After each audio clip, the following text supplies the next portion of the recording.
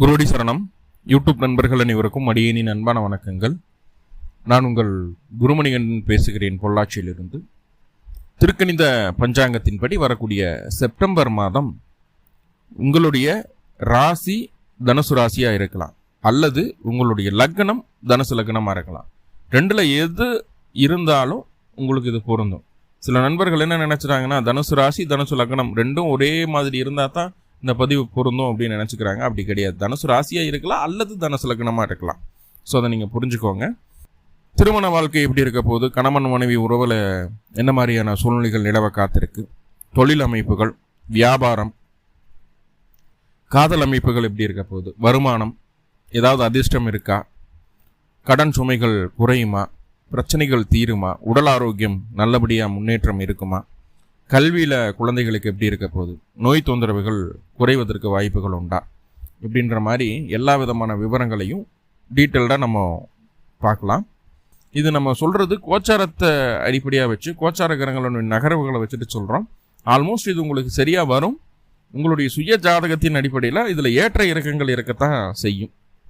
உங்களுக்கு உங்களுடைய ஜாதகப்படி எப்படி என்ன இருக்குது என்ன ஏதுங்கிறத தெரிஞ்சுக்கணும்னா உங்கள் ஜாதகத்தை தான் டீட்டெயில்டாக பார்க்கணும். ஸோ இதை ஒரு கைட்லைனாக வச்சுட்டு உங்களுடைய ஜாதகத்தையும் முயற்சி பண்ணி அப்படியே ட்ராவல் பண்ணிங்கன்னா கண்டிப்பாக சக்ஸஸை பார்க்க முடியும். ஃபெயிலியர் இல்லாமல் நம்ம கொண்டு போக முடியும். அதுக்காக தான் இந்த பதிவு நம்ம பதிவு பண்ணுறோம் ஒவ்வொரு மாதமும். ஓகே, இப்போ கணவன் மனைவி உறவு எப்படி இருக்க போகுது அப்படின்னா, கணவன் மனைவி உறவு அப்படிங்கிறது பார்த்துட்டிங்கன்னா 7ஆம் இடத்தை சொல்லக்கூடிய அமைப்பு தான். இப்போது கணவன் மனைவி உறவு நல்லபடியாக இருக்கணும் அப்படின்னா 7ஆம் இடத்துக்கு சுப கிரகங்களுடைய தொடர்பு இருக்கணும், பாவ கிரகங்களுடைய தொடர்பு இல்லாமல் இருக்கணும். 7ஆம் அதிபதிக்கும் அப்படி தான். ஆனால் முதல் 15 நாட்களுக்கு உங்களுடைய 7ஆம் அதிபதி அப்படின்னு சொல்லக்கூடிய புதன் பகவான் ராசிக்கு 9ஆம் இடத்துல இருந்தாலுமே கேதுவை நெருங்கி கேதுவை தாண்டி வர்றார். முதல் 15 நாட்களுக்கு கணவன் மனைவி உறவில் பெரியதான அந்த பிடித்தம் இருக்காதுங்க. என்னமோ கல்யாணம் பண்ணிட்டோம், இருக்கிறோம், அவனும் கூட இருக்கான், இல்லை அவளும் கூட இருக்கா, ஏதோ போகுது. நம்மளுக்கு எத்தனையோ பிரச்சனைகள் இருக்குது, அதில் இதுவும் ஒன்று அப்படின்னு நினச்சிட்டு நம்ம வாட்டுக்கு ட்ராவல் பண்ணிகிட்டு இருக்கோம். சில நேரங்களில் துணையை நம்மளுக்கு பிடிக்கவே பிடிக்காது. அவங்க ஏதாவது பேச வந்தாலோ, அவங்க ஏதாவது நம்மக்கிட்ட ஏதாவது சொல்ல வந்தாலோ, இல்லை வேறு எதுனாலும் சரி, அவங்களுடைய செயல்பாடுகளோ நம்மளுக்கு விருப்பம் மட்டுமே தரும். என்ன காரணம்னா கேது அப்படின்னு சொல்லக்கூடிய கிரகத்தின் மீது புதன் பயணிக்கிறதுனால துணை மீது நல்ல நாட்டம் இருக்காது, நல்ல எண்ணம் இருக்காது, ஒரு கேர் அண்ட் அஃபேர் இருக்காது, ஒரு டிசைர் இருக்காது அவங்க மேலே. ஆனால் நல்லா புரிஞ்சுக்கோங்க, 15ஆம் தேதிக்கு மேலே புதன் உங்களுடைய ராசிக்கு 10ஆம் இடத்துக்கு பயிற்சி ஆகிறார். 10ஆம் இடம் அப்படிங்கிறது உங்களுக்கு கர்மஸ்தானம். ஆனால் உங்களுடைய 7ஆம் அதிபதி 10ல் இருக்கார். அப்படிங்கும்போது இங்கே என்னென்னா உங்களுடைய 7ஆம் அதிபதி உச்சம் அடையுதுங்க. உச்சம் ஆட்சி மூலத்திரிகோண பலம் அடையுதுங்க. ஒரே ராசியில் இத்தனை பலத்தையும் அடையக்கூடிய ஒரே கிரகம் புதன் மட்டும்தான். வேறு எந்த கிரகத்துக்கும் இந்த ஸ்பெஷாலிட்டி கிடையாது. ஸோ அப்படி ஒரு ஸ்பெஷலான ஒரு டைம் தான் புதனுக்கு. உங்களுடைய 7ஆம் அதிபதி அவர். உங்களுடைய 7ஆம் அதிபதி அவர். இப்போது கணவன் மனைவி உறவில் எப்படி இருக்குன்னா, நீங்கள் உங்களுடைய வாழ்க்கை துணையை தேடி போகிறீங்க, அவங்களுக்காக சப்போர்ட் பண்ணி நின்றுருக்கிறீங்க அப்படின்னு நீங்கள் நினச்சிட்டு இருக்கீங்க மனசில். ஆனால் உங்களுடைய எண்ணம், செயல், சிந்தனை, செயல் எல்லா விஷயத்தையும் அவங்க மேலே கொண்டு போய் திணிச்சிட்டு இருக்கீங்க அப்படிங்கிறது அது அவருக்கு தான் தெரியும், அவங்களுக்கு தான் தெரியும். உங்களுடைய எல்லா ஃபீலிங்ஸையும் அங்கே கொண்டு போய் விதைச்சிட்டு இருக்கிறீங்க. உங்களுடைய துணை அதை ஏற்றுக்கவும் முடியாமல், அதை விட்டு விலகி போகவும் முடியாமல் ரொம்ப ஒரு அன்கான்சியஸான ஒரு சூழலில் இருந்துட்டு இருக்காங்க அப்படிங்கிறத புரிஞ்சுக்கோங்க. ஸோ அதை ரெக்கவர் பண்ணுற மாதிரியான ஒரு சூழ்நிலை இப்போ வந்தாச்சு. ஏன்னா அந்த புதன் பலம் அடையுது. நீ என்ன சொல்கிறது, நான் என்ன செய்கிறது, எனக்கே தெரியும் எதை எப்படி மேனேஜ் பண்ணணும், எப்படி கொண்டு போகணும், எதை பண்ணுனா இது நல்லதாக நடக்கும் அப்படின்னு எனக்கே தெரியும் அப்படின்னு உங்களுடைய வாழ்க்கை துணை புரிஞ்சுக்குவாங்க. அவங்களுடைய எண்ணம் பூரா அவங்க நிம்மதியாக சந்தோஷமாக இருக்கிறதுக்கு என்ன வழியோ அதைத்தான் தேடும். உங்களுக்கு உங்களுடைய காரியங்களை ஜெயிக்க வைக்கிறதுல முழுமையான பங்கு உங்களுடைய வாழ்க்கை துணைக்கு உண்டாகும் இந்த மாதம். ஸோ இதெல்லாம் ரொம்ப பெட்டரான ஒரு விஷயம். வாழ்க்கை துணையின் வழியில் கர்ம காரியங்கள் நடப்பதற்குண்டான வாய்ப்புகளை சொல்லுது. ஸோ அதை சொல்லுது, இல்லைன்னு சொல்லலை. அதே போல் உங்களுக்கு தொழில் ரீதியாக சுயதொழில் அப்படின்னு சொல்லி வரும்போது எப்படி இருக்குது அப்படின்னா, தொழில் ரீதியாக இருந்து வந்த அத்துணை எதிர்ப்புகளும் அத்துணை சங்கடங்களும் நிவர்த்தி ஆகும். ஒரு பிஸ்னஸ் பார்ட்னர்ஷிப் இருக்குது, பார்ட்னர்ஷிப்பில் பிஸ்னஸ் பண்ணிட்டு இருக்கீங்க அப்படின்னா, ஸோ அதில் தடை தாமதங்கள் எது இருந்தாலும் சரி, உங்களை விட்டுட்டு போன பார்ட்னர் கூட உங்களை தேடி வந்து சேர்ந்துக்குவாங்க. சரி நம்ம பண்ணலாம், பிடிக்கலாம், நீயும் சிரமத்தில் இருக்கிறப்போ அடுத்து என்ன பண்ணலாம், என்ன ஏதுன்னு பார்த்துட்டு அடுத்தடுத்த நகர்வுகளை நோக்கி நம்ம போகலாம், சப்போர்ட் பண்ணுறேன் நானும் அப்படின்னு ஒரு சப்போர்ட் கிடைக்கும். இந்த காலகட்டம் நண்பர்களுடைய ஆதரவு பூரணமாக கிடைக்கும். நண்பர்கள் பிஸ்னஸ் பார்ட்னர்ஸாக ஆகிறதுக்கும் வாய்ப்புகள் உண்டு. தொழில் சார்ந்த விஷயங்களில் இதுவரைக்கும் இருந்த பாதிப்புகள் இனிமேல் இருக்காது. ஏன்னா 10 கூடிய ஒரு கேதுவை தாண்டி வந்திருக்காரு. என்னதான் தர்ம கர்மாதிபதி யோகமாக இருந்தாலும் கேதுவை தாண்டி வர்றார் அந்த 10 கூடியவர். அப்படிங்கும்போது அங்கே சின்ன சிக்கல்கள் எல்லாமே இருந்திருக்கும்.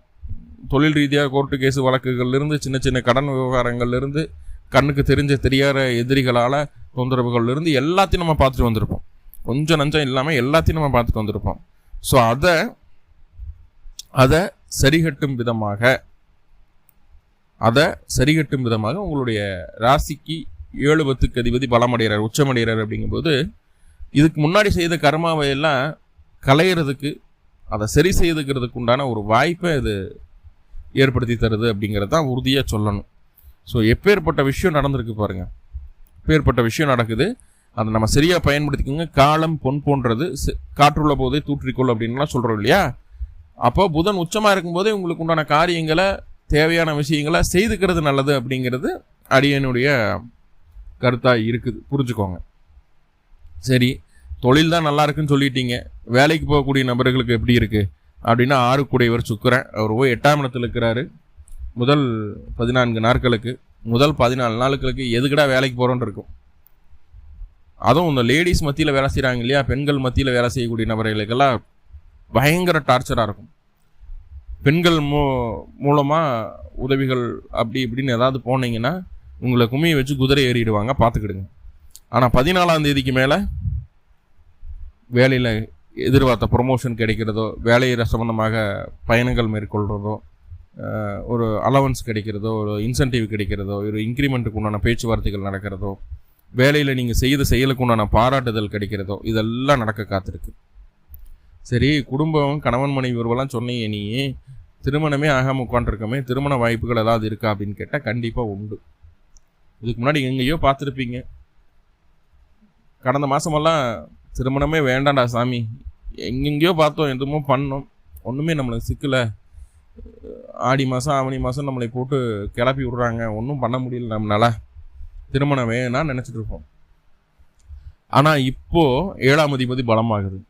அப்போ உங்களுக்கு வேலை செய்யக்கூடிய இடத்துல, அல்ல வேலை செய்து கொண்டிருக்கக்கூடிய இடத்துல ஒரு நபரினுடைய ஆதரவுனால, அவங்க சைடில் இருக்கிற சர்க்கிள்னால, இல்லை வேலை செய்யக்கூடிய இடத்துலையே பெண் அமைகிறதுக்கு வாய்ப்புகளை இது ஏற்படுத்துது. ஏன்னா 5 கூடியவர் 10ல் இருக்கிறாரு, 5ஆம் இடத்தை வேற பார்க்குது. அப்படிங்கும்போது வேலை செய்யக்கூடிய இடத்துல காதல் மலர்றதுக்கும், அவங்கள பார்க்குறதுக்கும், பேசுறதுக்கும், திருமணத்துக்கு உண்டான நகர்வை அதை எடுத்துகிட்டு போகிறதுக்கு உண்டான சூழ்நிலை சொல்லுது. கண்டிப்பாக வரணமையும் சுபகாரியங்கள் நடக்கிறதுக்கு உண்டான ஒரு சூழ்நிலையும் உங்களுக்கு உண்டு. ஓகே, ஸோ இதை தான் சொல்லுது. ஓகே, அடுத்ததாக வருமானம் எப்படி இருக்கும் அப்படின்னா, 2ஆம் அதிபதி 4ல் வக்ரமாக இருக்கிறாரு. 2ஆம் அதிபதியினுடைய பார்வை ராசிக்கு கிடைக்கிது, குருவினுடைய பார்வை இருக்கிறதுனால வருமானம் கொஞ்சம் சிரமம்தான் தனுசுக்கு, இல்லைன்னு சொல்லலை. வக்ரமானதுக்கப்புறம் ஓரளவுக்கு பரவாயில்ல அப்படின்ற ஒரு மன நிறைவு உங்களுக்கு கிடச்சிருக்கும். ஓரளவுக்கு பரவாயில்ல அப்படிங்கிற ஒரு மனநிறைவு இருந்தாலுமே, அந்த ஒரு முன்னாடியெல்லாம் ஒரு 1000 ரூபாய் சம்பாதிக்க தானே ஈஸியாக சம்பாதிச்சிடலாம். ஆனால் இப்போ அந்த 1000 ரூபாய்க்கு ரொம்ப கஷ்டப்படணும் அப்படின்ற மாதிரியான ஒரு சூழல் தான் இருந்துகிட்டு இருக்குது. அதையெல்லாம் தாண்டி வந்துடலாம், ஒன்றும் பயப்பட வேண்டிய அவசியமெல்லாம் கிடையாது, ரொம்ப ஃப்ரீயாக வந்துடலாம். ஏன்னா 10 கூடியர் பலமாயிடுச்சு, அடுத்து குருவின் பார்வையில் 10 கூடியர் இருக்க போகிறார். அப்படிங்கும் போதெல்லாம் ரொம்ப ரொம்ப நல்ல விஷயந்தான். வரக்கூடிய நாட்கள் எல்லாமே உங்களுக்கு கொஞ்சம் சப்போர்ட்டிவான நாட்களாக இருக்கிறதுனால 13ஆம் தேதியிலேருந்து உங்களுடைய வாழ்க்கை சூழல் மாறப்போகுது அப்படிங்கிறது உறுதியாக என்னால் சொல்ல முடியும்.